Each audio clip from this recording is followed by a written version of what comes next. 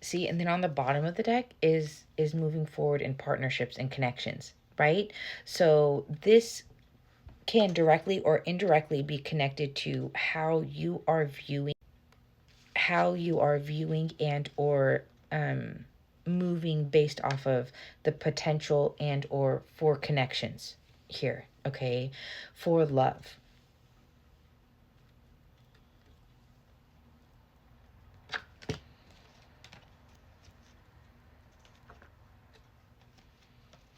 There's a disempowerment. There's a disempowerment on receiving um your wish fulfillments, emotional belonging.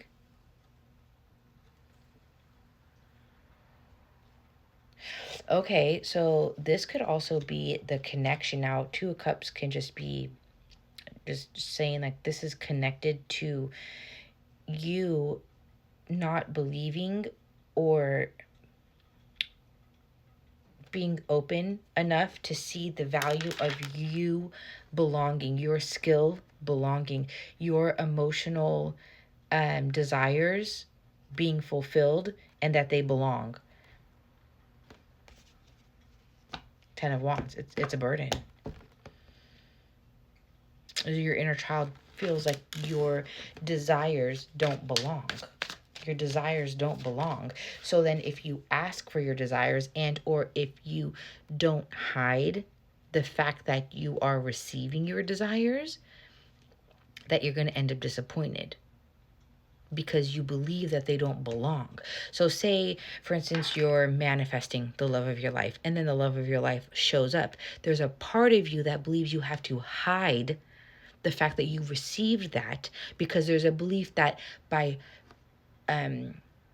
like initiating that to people around you, to your life changing in that manner, that you're going to end up disappointed and or disappointing other people.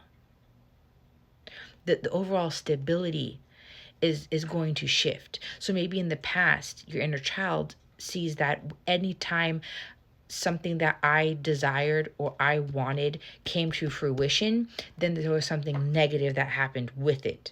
Okay, and that's interesting because I can kind of resonate with that, right? So the way that this is showing up is saying now our inner child creates the narrative that says something good equals something bad, right? So I'd rather not have something good so I don't have something bad, right? So we're ultimately protecting ourselves from receiving the bad by blocking the good.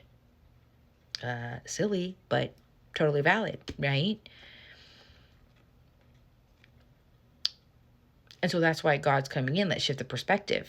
Okay, let's not feel afraid to receive our desires and or know that our desires belong. And because we receive our desires, it doesn't mean we need to protect them or hide them, or maybe keep them a secret. And or it's like emerge, allow yourself to become that version of yourself, open yourself up, right?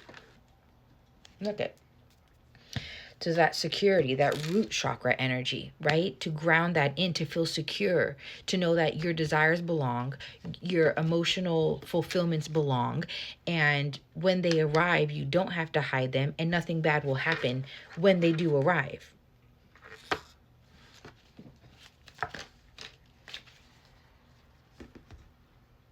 Magic, right? Okay. Yeah, see? The programming, the conditioning of the magic, there's a belief here that the shadow needs to cleanse of the path of hiding, of hiding, of hiding the truth of who you are, of what belongs. A path of that your foundation, you're surrendering your magic like it doesn't belong. Like your magic doesn't belong. Now, this doesn't mean you're all witchy poo and you're off making potions. That's not what I'm talking about. Your magic is your life force energy. Your magic is what lights you the fuck up. Your magic is your imagination. Your magic is your creation, your skill, your talent, right? Your authentic expression. That's your magic. So when you believe it doesn't belong, fuck yeah, you're gonna block it. You're maintaining your source of stability the best way you know how, the best way your inner child knows how, right? And the inner child is extremely egocentric, right? The inner child, everything's like me, me, me, me, me, when it has nothing to do with the inner child. And that's never to invalidate the inner child. The inner child just has a story that it's holding onto that does not make sense as adults. Okay, they have a different perception from how we would process things now with a conscious adult mind, right? So when that narrative is running in the unconscious, that's where most of our fears live. Okay, that's where most of the perspectives we're living out of are blocking us from, the things that we desire, the things that we ultimately want, and we don't understand why. Expression. The truth, the perception of your expression, your emotional expression, the declaration of what you love, the declaration of being a leader in your own right. Okay, so many of you here that are going to resonate the most, that's going to help break through for you, is you know that you have something important to say, to do in this life. You know.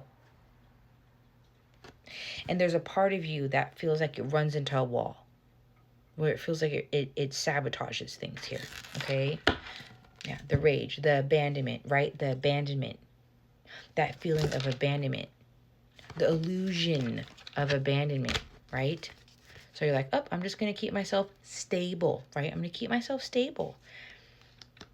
So I can't move. I can't move in that direction because I need to maintain my stability. I need to maintain the peace, right?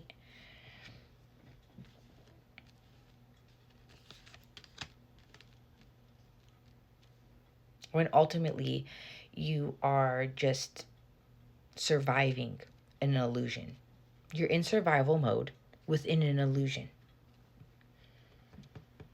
And God is saying, no more. No more.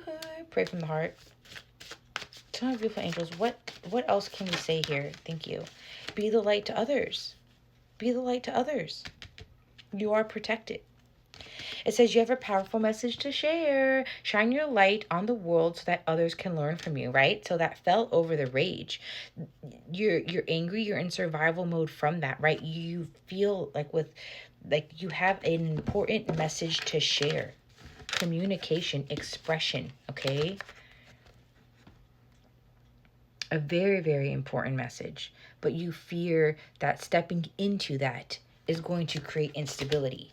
But that's the illusion, okay? You are a child of the divine. You deserve to have your dreams come true, right? Don't give up. And that fell between the Four of Wands and the Devil, right? So again, this fear of instability. So you're settling. You're settling because you're keeping yourself safe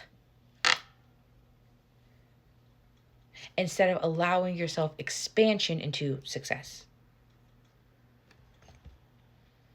The Page of Cups keeps coming up a lot, okay? So this is inner child, like inquisitiveness, okay? The world, the brightness of who and what you are and what you have to offer the world ultimately was oppressed. And you're continuing to oppress it. Thank you. Prioritize self-care and trust the guidance that you're receiving. You do so much for others. It's time for you to experience the love you deserve and let others help you.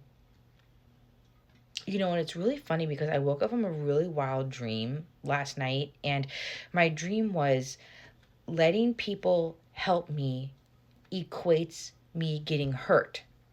So that's interesting that that's coming to the surface here too, okay? So I always, include myself in these messages, right?